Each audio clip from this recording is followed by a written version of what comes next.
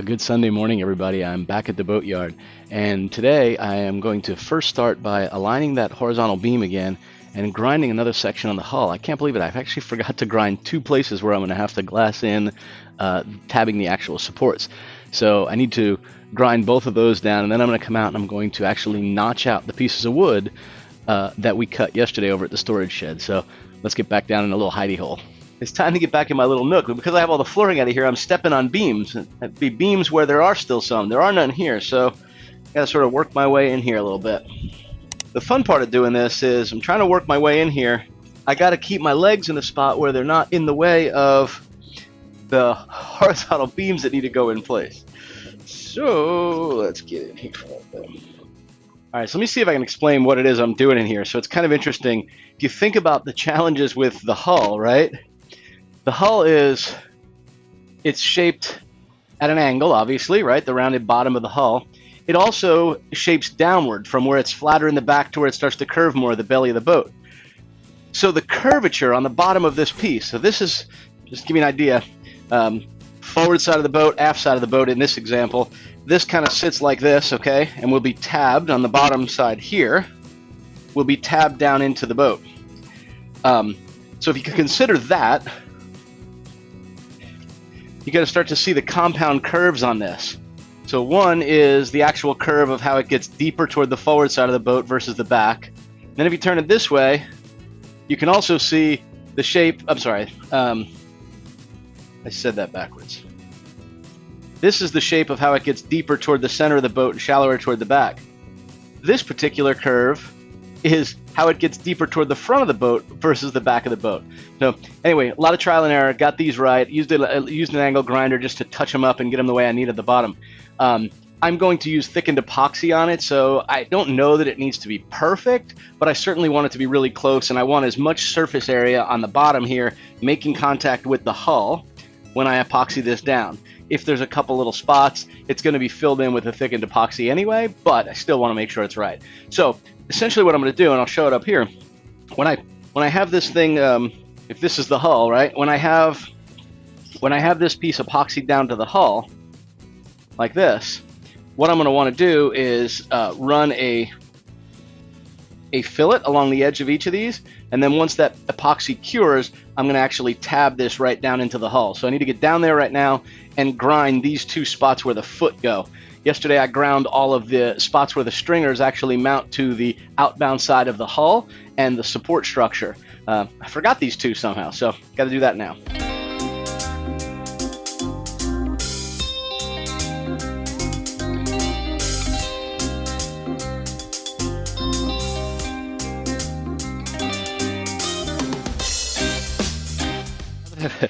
So I'm already sweating, it's still early in the morning, but now that I ground that section down, what I'm going to do is I'm going to run a little bit of epoxy paint along the edges of these where they're going to make contact with the hull, and also where I'm going to lay up the glass. And the reason I do that is I want to let some of this epoxy resin soak into the wood so that it doesn't soak or pull draw the resin out of the glass when I lay the glass in there. So it's sort of a first coat that soaks into the wood and gives me a good surface to adhere to when I'm actually doing the tabbing. So let me just do that real simple. I'm going to do these and just lay them over here to dry. I don't even care how well this frankly looks, because this is going to sit up against the hull there. I'll probably just do 5 or 6 inches up on it where the glass is going to come onto it. That's it. And then the rest of it will get painted once it's all in place. Pretty simple here, nothing more than slopping it on. And this is one of those areas where neatness does not count. I definitely want to coat this real good on the bottom. If you think about wood, end grain is sort of like straws that suck moisture in, and this is the part that's going to be in contact with the hull. It's going to be epoxied, so I don't anticipate it'll ever get wet, but if I did have a hose break or something like that where water was flowing on that part of the deck, certainly I wouldn't want that to wick water up and rot this thing over time. Funny thing is, I go back and reflect on the work I've done. 4 years ago, I never would have considered a project like this. I'd have been like, no, I'm a guy that's good at trim and stain and varnish. While I could do a lot of work on a house, I never would have thought of doing sort of structural repairs to a boat, but here we sit and I feel pretty comfortable doing it.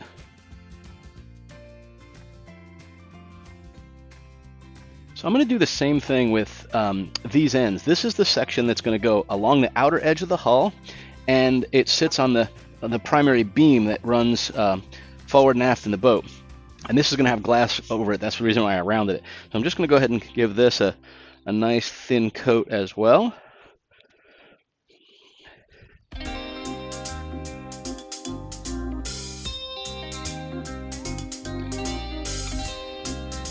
So this becomes part of my normal routine. I think I showed this before. I put the glove inside out in your hand, peel the other one right back over it. Man, are those things make your hands sweaty.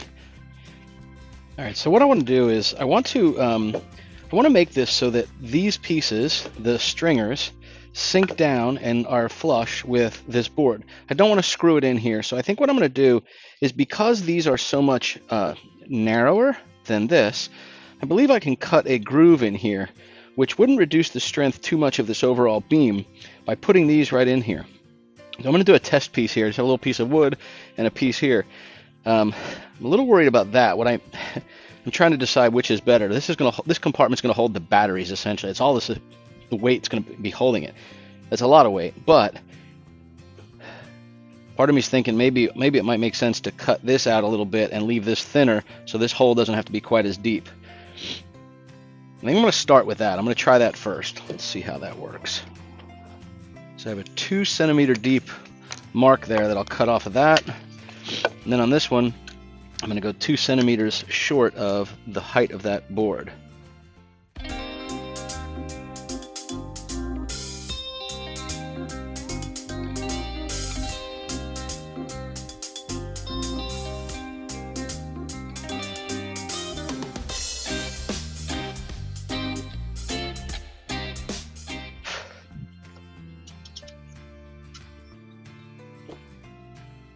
So that gives me a nice joint right there.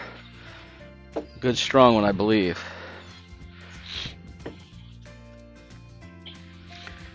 And the other end of that is supported up on the stringer. That should be a good, strong fit. Yeah, I like it. Yeah, I'm pleased with this. So overall, I'm pleased with the testing I've been doing, and now it's a matter of getting down inside and actually making all this stuff happen. So I'm going to cut the rest of the horizontal beam with those notches in it, like I just did in that test piece. And then once I go down inside and I get that piece mounted and epoxied in place, then I'll come back up and I'll start cutting the stringers. I think I'm going to hold off on tabbing everything until the stringers are laid in there as well. It'll help hold everything rigid, and if I have a little bit of adjustment to do, I can still do it at that point. And then at that point, I'll tab everything in. All my joints will be tabbed in there. The nice thing about making a test piece is I can now put the other 2x4 right behind this and use that as a place to trace my lines, which really helps.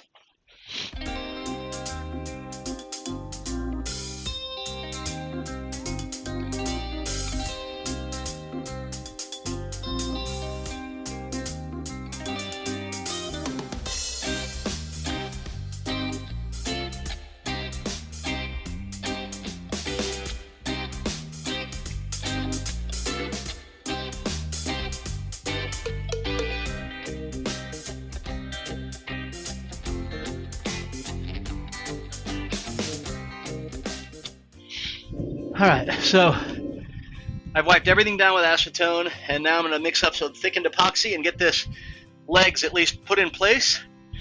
And then I'm going to run over to West Marine while it cures, and then we'll come back and tab it in. I think before I thicken up the epoxy, I'm going to paint a little on this beam. It's interesting, this boat is made like a wooden boat construction, but made out of fiberglass. So I can actually see support beams, thick, almost 3x3 solid timbers that run along here to form this beamed edge, and then it's glassed over. Where I cut this glass off, you can tell that they built the whole wooden structure and then tabbed over it. So I'm going to seal this up, and again, just like before, give it a good surface to mate and bond into.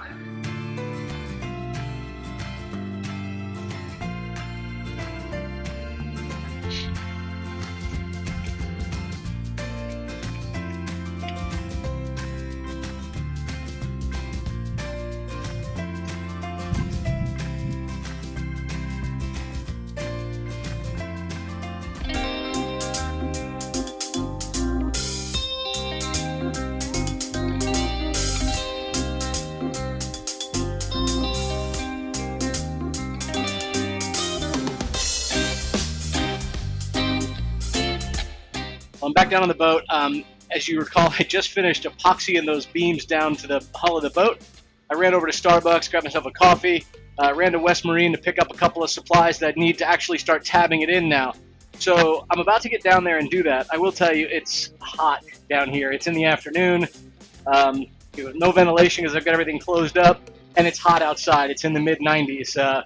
So I just ran a little ductwork from the back air conditioner sitting right here in front of a fan, blowing it down into this hole. I don't know if it'll be enough, but it's going to try something. So forgive the background noise. I got the generator running because there's not enough power here to run the air conditioners and everything else I need on board. So got the generator running with a little hum in the background here, and I'm going to get down below and start working on tabbing this in.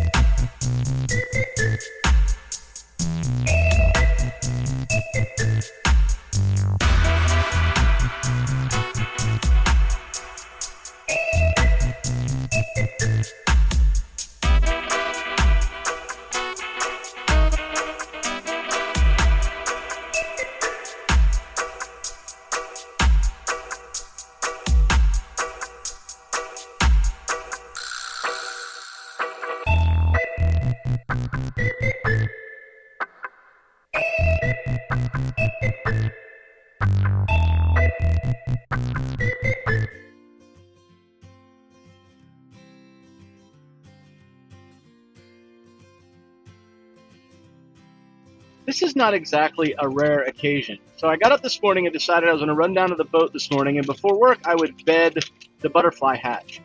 It is sunny and nice on the North Shore, and as I was heading south, I saw lightning in the distance.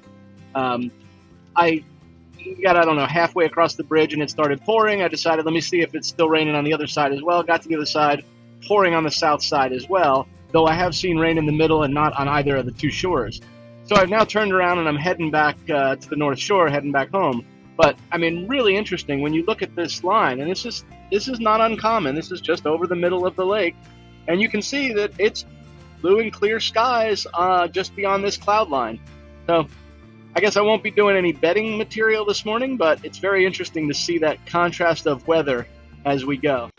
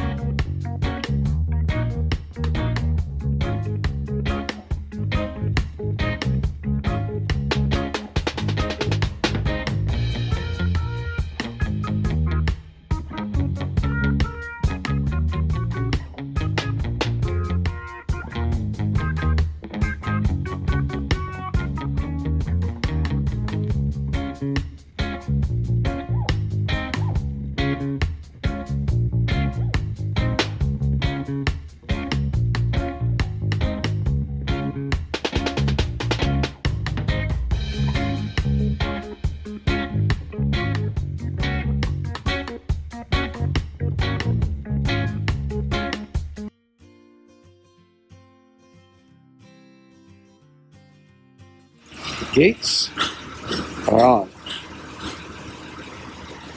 Open all the way up.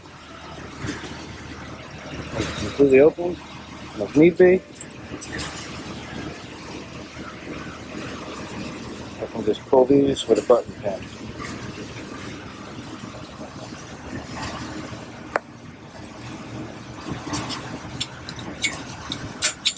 I love perspective. This is like a 27-foot center console V-bottom fishing boat. Let me give you the perspective on it. Kind of nice, right? Like It's like an inboard motor, the whole bit. So there's the center console with my bowsprit sticking up over the roof of the thing.